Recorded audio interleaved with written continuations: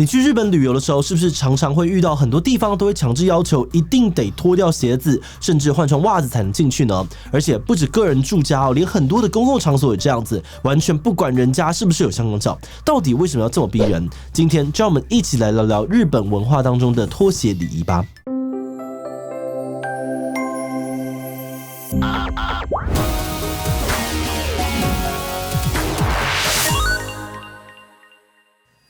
Hello， 大家好，我是志祺。在很多日本的影视作品当中，我们常常可以看到学生到校后的第一件事，就是在鞋柜前把外出鞋换成室内鞋，或者在高级的日本料理餐厅的入口，常常会有换鞋子的画面。而从这些小地方，我们就可以注意到，日本人好像有一种特别的脱鞋礼仪。就连介绍日本旅游的网站上面，也会提醒不熟悉当地文化旅客，去日本的时候一定要注意尊重这项传统。日本人到底有多么重视脱鞋的礼仪呢？常常有人就会笑称，在日本连要闯空门的小偷进到人家家里都会乖乖的先把鞋子脱好再进去偷东西，显示这样子的习惯已经完全内化到他们的意识当中了。到底日本为什么会有这种脱鞋的礼仪？是到哪里都要脱鞋吗？这么多地方都要脱鞋，那如果有脚臭的话，要怎么避免尴尬呢？在正式进入今天的影片之前，按照惯例，我们先来一段工商服务时间。你想要提升自己、拓展视野或是发挥能力，为改变社会尽一份心力吗？快让教育部青年发展署的样飞全球行动计划陪你一起实践。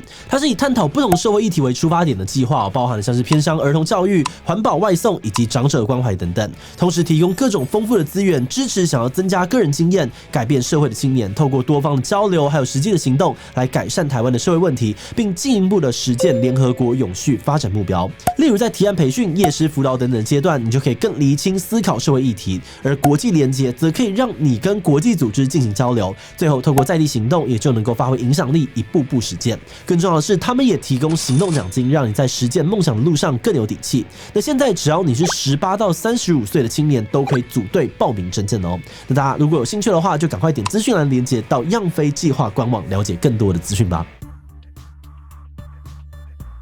日本人真的一进到家门就要先脱鞋子吗？答案是没有错。当然，这个习惯跟现在大部分的台湾人其实差不多，在设计比较完整一点的公寓或是居家空间里面，我们都会规划一个进门后给人脱鞋子的地方，也就是玄关。而在现代的日本室内设计当中，这个玄关呢，可以说是属于土间的其中一种类型。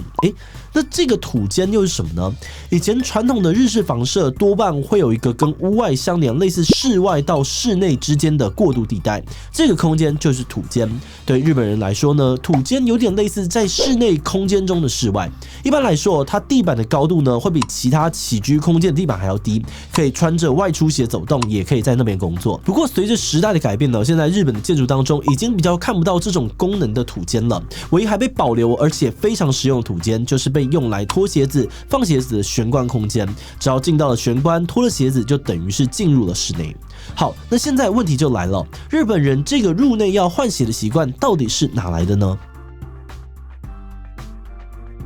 在日本，脱鞋的文化已经有着很长远的历史。根据研究，大家普遍认为这跟榻榻米还有和室都有关系。从平安时代开始，榻榻米越来越普及，后来更出现了和室。和室的地板一定会铺满榻榻米，而日本人慢慢的也越来越习惯在和室的榻榻米上面进行所有的生活起居，像是吃饭念书还有睡觉等等。而再来，由于日本传统的鞋子呢是用稻草编织的草履，那如果外面有下雨，那这种鞋子就会很容易沾泥巴。如果直接把鞋子穿进家门，踩到平常吃饭睡觉的空间那光是想象就很恶心。所以基于卫生考量呢，就有了进家门要先脱鞋子的习惯。而这个习惯一直发展到现在，虽然都市的道路几乎都变成柏油，大家不再穿草履，而家里的地板也不一定会使用榻榻米，但这样的文化却还是被保留了下来，甚至成为了日本的特色之一。那这边想要特别提醒对于日本人而言呢，要脱鞋子并不代表你就可以光脚因为他们对于没穿袜子的裸足观感不佳，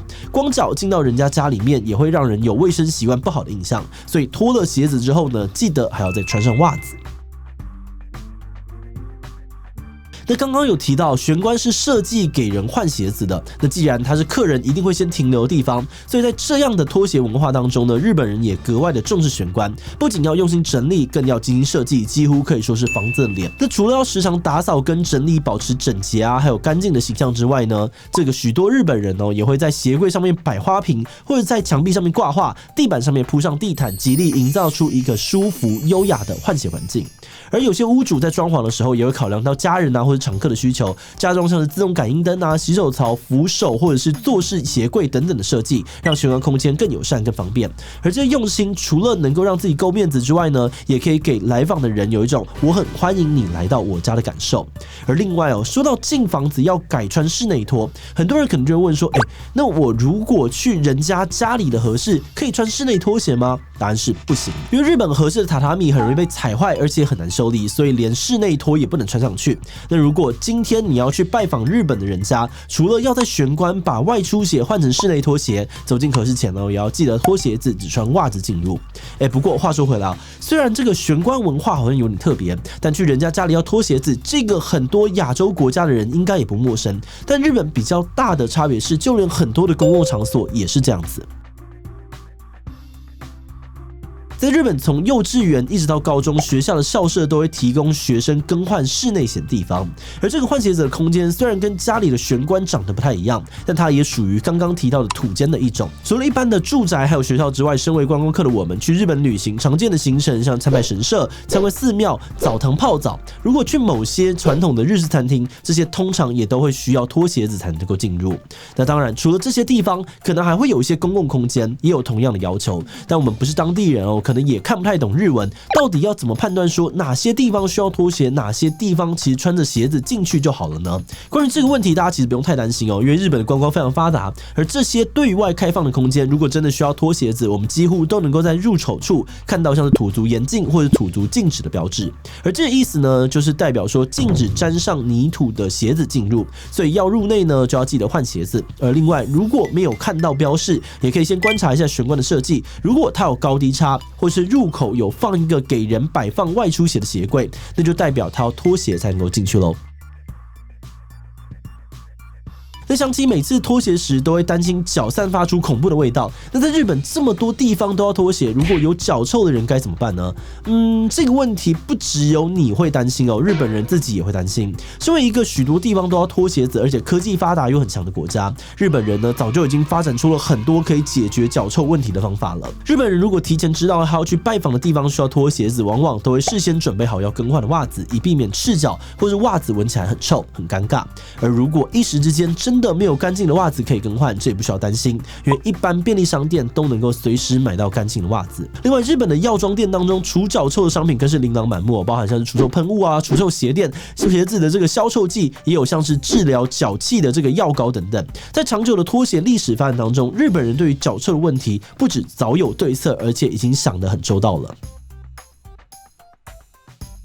那除了日本、台湾以外，像是韩国啊、越南等其他的亚洲国家也都有在家脱鞋子的文化。不过，相较于亚洲、欧美国家的民众，这种文化就未必那么普及了，而且可能更习惯在家里一样穿着户外的鞋子。到底哪种做法比较好？在很多论坛或是异国文化讨论当中，常常会看到截然不同的观点。像是我们呢，习惯在室内要脱鞋子的人当然会觉得外面很脏，踩过不知道哪些东西的鞋子，回家后掏地板上面感觉非常不卫生。但习惯在家穿鞋子走动的人，只会认为说，除了床上这种比较特定的区域之外，其他室内空间就没有必要脱鞋子。尤其穿着鞋子一整天，难免会产生异味。如果我一进到人家家里就把鞋子脱掉，那个异味反而会成为双方的困扰，真的很尴尬。那这边影响大家要不要脱鞋子、换鞋子的关键，很可能就是气候。东亚地区气候通常比较湿热，常常会下雨，容易滋生细菌。而民众到家之后呢，大多就会脱鞋子。而在气候相对干燥的欧美地区，回家之后呢，就只要把鞋子上面的灰尘拍掉就好，